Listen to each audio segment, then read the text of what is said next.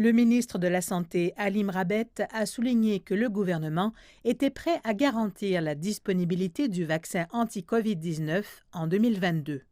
La Tunisie a mis en place un plan d'approvisionnement afin d'intensifier les efforts de vaccination, dont des doses de rappel pour la population âgée. Nous avons commencé tôt le processus d'approvisionnement en vaccins pour garantir la livraison à temps. C'est la seule façon de nous protéger et de sauver notre pays. Nous comptons sur chacun pour sensibiliser à l'importance de la vaccination en Tunisie. Le ministère de la Santé a déclaré que la demande de vaccins contre la COVID-19 était en baisse en Tunisie.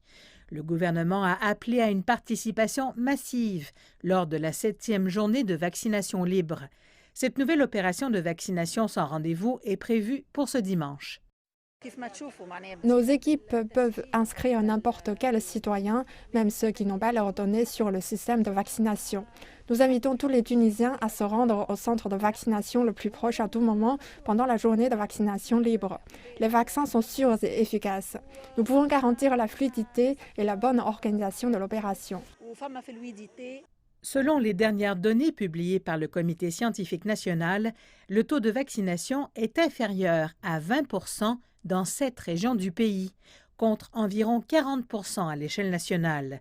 De fait, près d'1 million de personnes âgées de plus de 18 ans n'ont reçu aucune dose et 1,5 million de personnes supplémentaires n'ont pas encore terminé la vaccination complète. Nous devons voir une forte participation lors de la journée de vaccination. Certaines personnes hésitent encore ou ne veulent pas attendre des heures. J'ai eu mon vaccin en 10 minutes. Il n'y a aucune raison d'attendre. Je suis jeune et en bonne santé, mais je pense que nous devons tous prendre nos doses. Les centres de vaccination sont bien organisés. Il n'y a aucune raison de ne pas être vacciné. Les autorités sanitaires ont indiqué que 146 patients atteints de la COVID-19 ont été hospitalisés.